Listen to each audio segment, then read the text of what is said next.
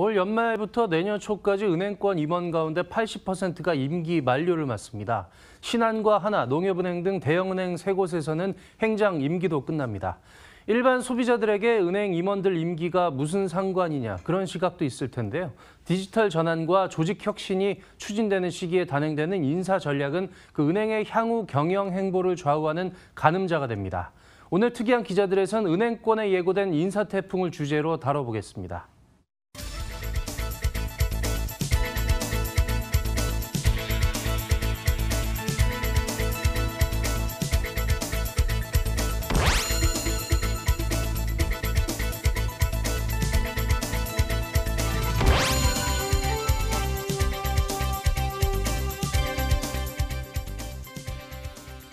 예, 은행권 인사 시즌 이야기 해보도록 하겠습니다.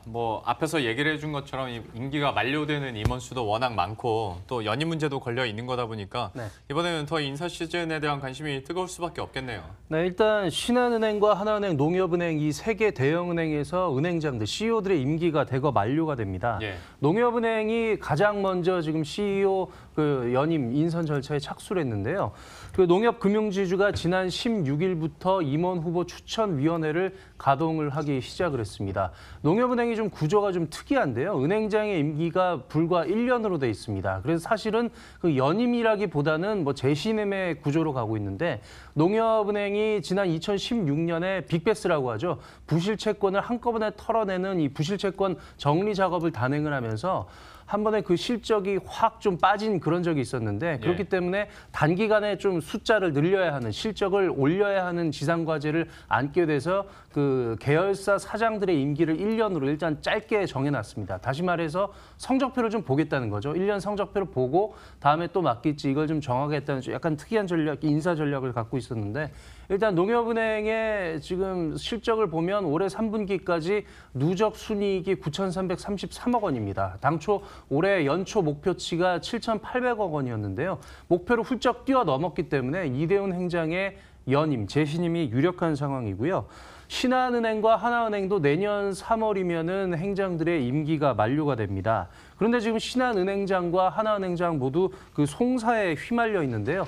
위성호 신한은행장의 경우에는 좀 복잡합니다. 과거에 MB정권 시절에 그 신한금융지주, 당시 라응찬 회장 시절이었는데요. 신한금융지주가 비자금 3억 원을 마련해서 이걸 MB정권의 실세인 이상득 전 의원 측에게 남산 모처에서 전달했다. 이런 의혹이 있는데 위성호 현 신한은행장이 당시에 신한금융지주 부사장이었습니다. 지금 검찰과거사위원회가 법무부 산하의 검찰과거사위원회가 이 사건을 재조사하고 신한금융지주의 당시 임원들을 다시 빠르게 조사하라 이런 권고를 했었는데 위성호 행장은 당연히 수사 대상이고요. 또 당시에 재판 과정에서 직원들에게 이 사건에 대해서 위증을 교사한 그런 혐의를 받고 있고요. 하나은행의 하명주 행장은 지금 3연임에 도전을 하고 있습니다. 지난 2015년에 취임을 했었는데 3연임 도전인데 그 하나은행이 신입회원 채용 과정에서 외부 청탁자의 자녀를 특별 관리하고 또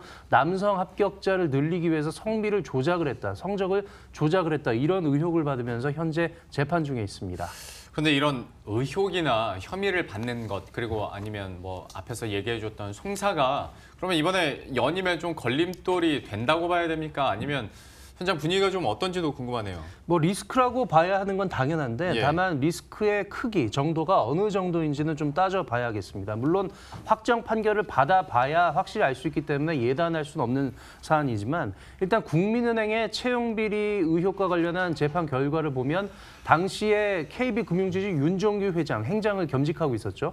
윤 회장에게 거치까지 불투명하다 이런 정도의 전망이 나왔었는데 실제로는 결과적으로는 윤 회장은 기소조차 되지 않아서 아예 무혐의 처분을 받았고요.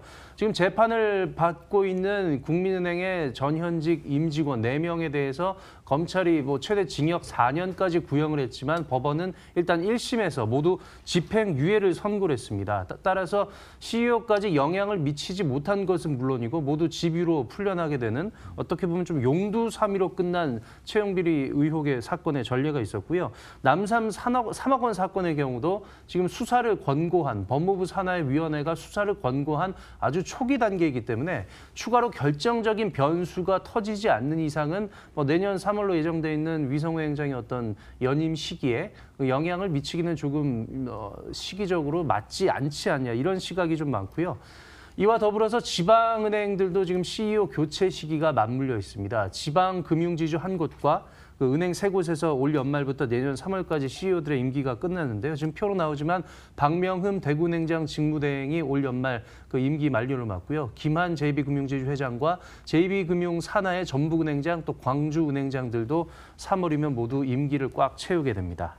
뭐 앞에서 조정현 기자가 짚어주기도 했습니다만 은행권 임원 가운데 80%가 이번에 임기가 만료된다. 그러면 그야말로 이건 인사 태풍이라고 할 수 있을 것 같은데 현장 돌아가는 분위기가 어떻습니까? 네, 일단 은행권이 1년에 2차례 정기 인사를 단행을 합니다. 여름철 한 7월 정도에 하반기 인사를 단행하고 연말이나 연초에 그 상반기 인사를 단행을 하는데 주요 임원들과 계열사 CEO들의 자리 이동은 이 상반기 인사에서 주로 결정이 나게 됩니다. 이번에 그 국민은행과 신한은행, 하나은행, 우리은행 같은 이 4대 대형 시중은행들을 분석을 해보니까 시중은행의 임원 87명 가운데 67명이 임기 만료를 맞게 됩니다. 거의 한 80%에 육박하는 그런 비중인데요. 일단 국민은행, 제일 규모가 큰 국민은행부터 보면은 18명 중에 16명의 임원이 임기 만료를 맞게 되고요. 지금 허인 행장이 취임을 한 지가 꼭 만 1년하고 하루를 넘겼습니다. 지난해 11월 21일에 취임을 했었는데요.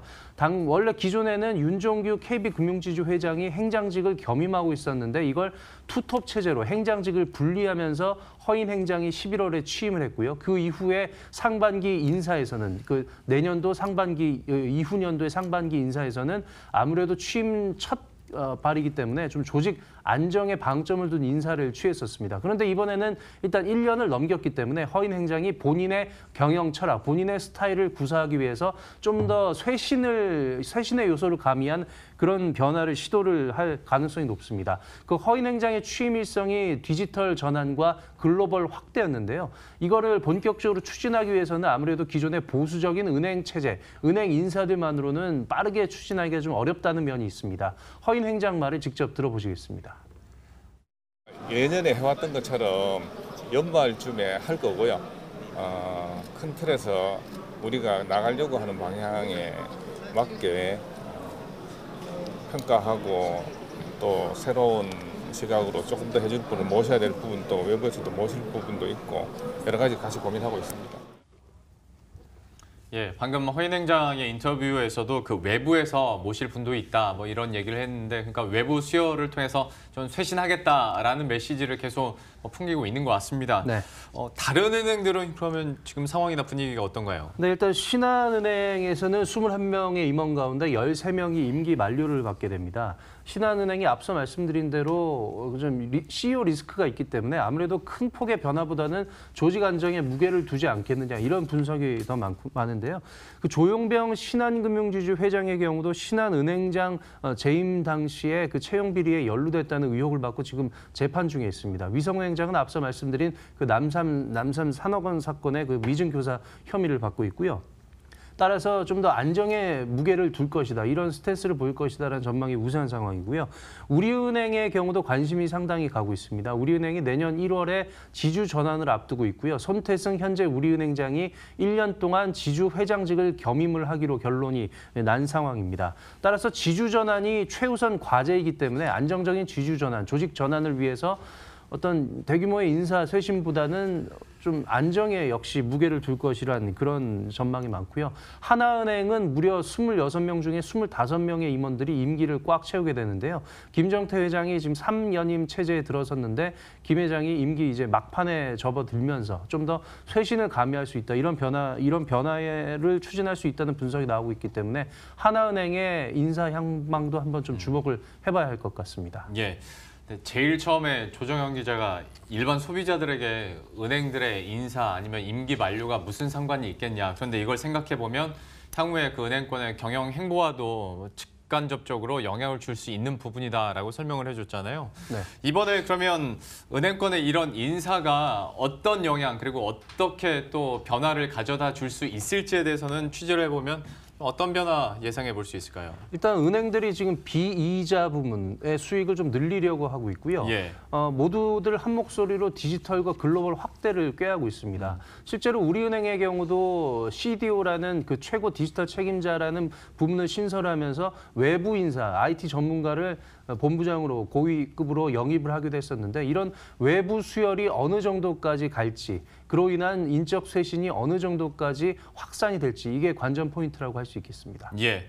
그리고 뭐 앞으로의 인사 전략이나 그리고 각 은행별로 계열사 사이에서도 좀 이동이 있을 수 있는 거 아니겠습니까? 이쪽 부분은 상황이 어떤가요? 네, 일단 KB, 신한하나, 농협 같은 이 4대 은행권의 금융지주에서 여기다 또 내년 초 우리 지주로 전환할 우리은행까지 더하면 이 5개 지주에서 계열사 CEO 35명이 올 연말부터 내년 3월까지 임기를 꽉 채우게 됩니다. 따라서 연쇄 이동이 상당히 있을 것 같은데요. 일단 KB금융지주에서만 해도 7개 계열사가 지금 인사 대상이고요. 지난해에는 윤 회장이 겸임 체제를 분리로 전환하면서 변화폭이 적다고 말씀드렸지만 이번에는 인사폭이 좀 상당히 클 수가 있을 것 같습니다. 신한은행의 경우에도 계열사 10곳에서 은행을 비롯해서 카드, 금융투자까지 10곳에서 내년 3월에 CEO들의 임기가 끝나고 이 중 절반이 이미 연임을 한 사례들이기 때문에 상당 폭의 어떤 변화가 있을 수가 있고요. 다만 우리은행은 계열 가운데서 우리종금 CEO만 지금 임기를 꽉 채운 상태여서